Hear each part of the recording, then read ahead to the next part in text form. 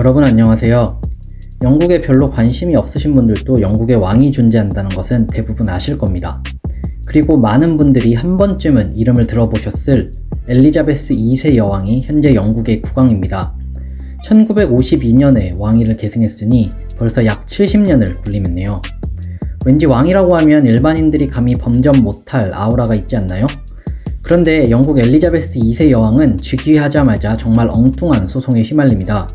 그건 바로 계명하라는 소송이었습니다. 당시 영국 글라스고 대학교의 총장이었던 맥콜믹이라는 사람과 글라스고 대학교 내의 스코틀랜드 민족주의 협회의 회원이었던 해밀턴이라는 사람은 영국 정부를 상대로 엘리자베스 2세라는 여왕의 공식 이름 중에 2세라는 부분을 삭제하라며 행정소송을 제기했습니다.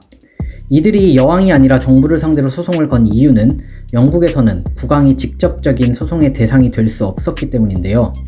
이들이 무엇 때문에 이러한 일명 국왕 계명 요구 소송을 제기했을까요? 일반적으로 유럽의 왕정 국가에서 과거에 동일한 이름을 가졌던 왕들이 있으면 이름 뒤에 숫자를 붙여서 구분합니다. 예를 들어 헨리 1세, 2세, 3세 이런 식으로 말이죠. 현재의 엘리자베스 여왕 뒤에 2세라는 숫자를 붙이는 이유는 과거에 이미 엘리자베스 여왕이 한 차례 존재했었기 때문입니다. 이 첫 번째 엘리자베스 여왕은 1558년부터 1603년까지 잉글랜드 왕국과 아일랜드 왕국의 국왕을 겸했으며 당시 잉글랜드 왕국을 유럽의 변방국가에서 중심국가로 이끌었습니다. 잉글랜드가 스페인의 무적 함대를 쳐 부수고 대문호 셰익스피어가 활동하던 때가 바로 이 엘리자베스 1세 여왕이 통치하던 시절이었습니다. 자, 우리가 여기서 주목해야 될 사항은 엘리자베스 1세 여왕이 잉글랜드 왕국과 아일랜드 왕국의 국왕이었다는 사실입니다. 현재 영국이라는 나라는 잉글랜드, 스코틀랜드, 웨일즈, 그리고 북아일랜드 이렇게 4개의 구성국으로 이루어진 연합왕국입니다. 각 구성국은 각자의 의회와 독립된 사법 관할권을 지니고 있고 그 때문에 일어나는 재미있는 현상들도 많이 있죠. 여기에 대해 더 자세히 알고 싶으신 분들은 제 이전 영상을 참고해 주시면 감사하겠습니다. 16세기 잉글랜드의 웨일즈 합병으로부터 시작하여 1603년 잉글랜드, 스코틀랜드 및 아일랜드 왕국의 동군연합, 즉 일명 국왕 공유 시대를 지나 1707년 잉글랜드와 스코틀랜드의 연합, 1801년 아일랜드와의 연합, 그리고 1922년 아일랜드 자유국의 분리 독립, 그리고 북아일랜드의 영국 잔류로 현재의 영국, 즉 그레이트 브리튼 및 북아일랜드 연합 왕국이 완성됩니다. 이러한 영국 구성국들의 흥미로운 연합의 역사에 대해 빠르고 간단하게 알고 싶으신 분들은 제 이전 영상인 공유국왕 영상을 참고해주세요. 아무튼 결론적으로 1558년에서 1603년까지 통치했던 엘리자베스 1세 여왕은 단지 잉글랜드와 아일랜드 왕국의 왕이었을 뿐 스코틀랜드의 왕이 아니었습니다. 그렇기 때문에 이 계명 소송을 제기했던 맥콜믹과 해밀턴은 새로 왕위에 오른 엘리자베스 2세 여왕을 스코틀랜드에서는 2세라고 부를 수 없다라고 주장했던 것입니다. 네, 상당한 프로 불편러들이죠. 하지만 실제 영국에서 각 구성국들은 자기들만의 문화와 자긍심이 강하며 특히 잉글랜드와 스코틀랜드 사이에는 심한 자존심 싸움이 있는 경우도 많이 있습니다.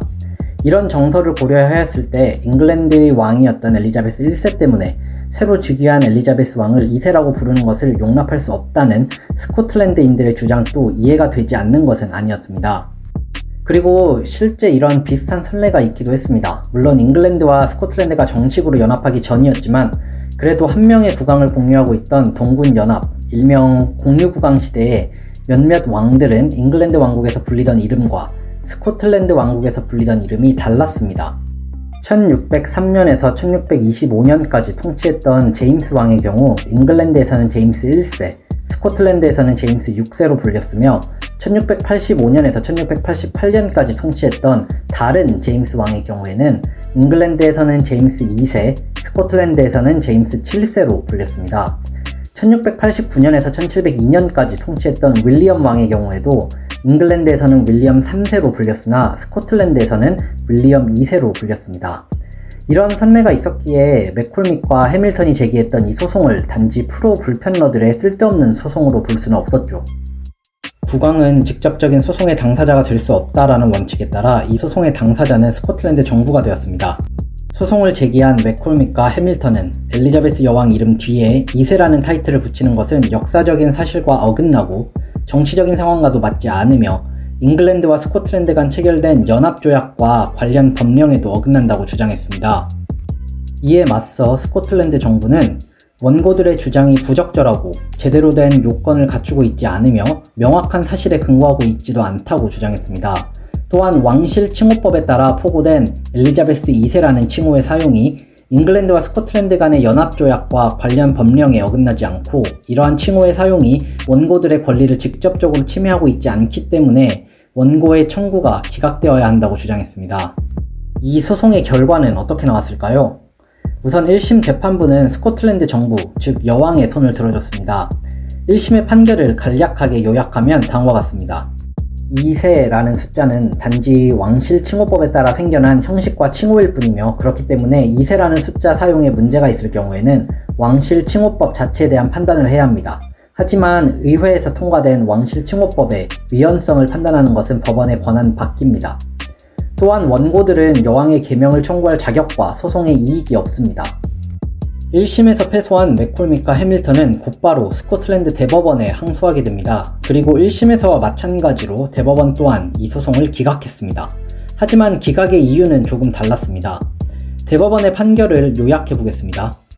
본 청구를 기각해야 하는 이유는 왕실 칭호법 때문이 아닙니다. 왕실 칭호법은 국왕이 어떤 이름과 어떤 숫자를 사용해야 하는지에 대해 규정하고 있지 않습니다. 본 청구가 기각되어야 하는 이유는 국왕의 칭호를 정하는 왕실 고유의 권한이 법원이 판단할 수 있는 범위 밖에 있기 때문입니다.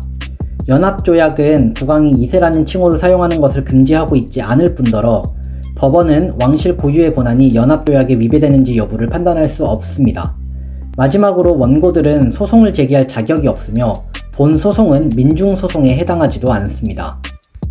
판결에 나온 민중소송, 영미법에서는 Actio Popularis라고 하는데요. 이는 행정소송이 하나로서 국가 또는 공공기관이 법률에 위반되는 행위를 할 때 자신의 법률상 이익과 직접적인 관계는 없지만 이러한 위반되는 행위를 시정하기 위해서 제기하는 객관적인 소송을 말합니다. 즉, 대법원의 판결을 더욱 간단히 정리하자면 첫째, 왕의 칭호를 정하는 문제는 왕실 고유의 권한이기 때문에 법원이 관여하여 판단할 수 있는 문제가 아니다. 둘째, 원고들은 소송을 제기할 자격이 없다. 셋째, 본 소송은 민중소송에도 해당하지 않는다라는 이야기입니다. 사실 겉보기에는 굉장히 황당한 소송이지만 영국의 법률가들과 법학자들 사이에서 이 소송은 영국 의회 주권 원칙에 대한 헌법적 해석을 재정립한 굉장히 중요한 판례입니다. 하지만 영국의 법률가나 법학자가 아닌 이상 이런 어려운 말들을 알 필요는 없겠죠. 우리에게 이 소송은 영국 내에서 아직도 일어나는 잉글랜드와 스코틀랜드 사이 자존심 싸움을 단적으로 보여준 그냥 재미있는 에피소드 정도로 남기면 되지 않을까 생각합니다. 안 그래도 영국이 브렉시트를 한 지금 스코틀랜드는 다시 한번 영국에서 분리 독립하여 유럽연합으로 돌아가겠다고 이야기를 하고 있는데 과연 앞으로 영국이라는 연합 왕국이 과연 다시 쪼개질지 지켜봐야 할 것 같습니다. 오늘 또 함께 해주셔서 감사하고요. 다음번에도 더욱 흥미롭고 유익한 이야기로 돌아오도록 하겠습니다. 시청해주셔서 감사합니다.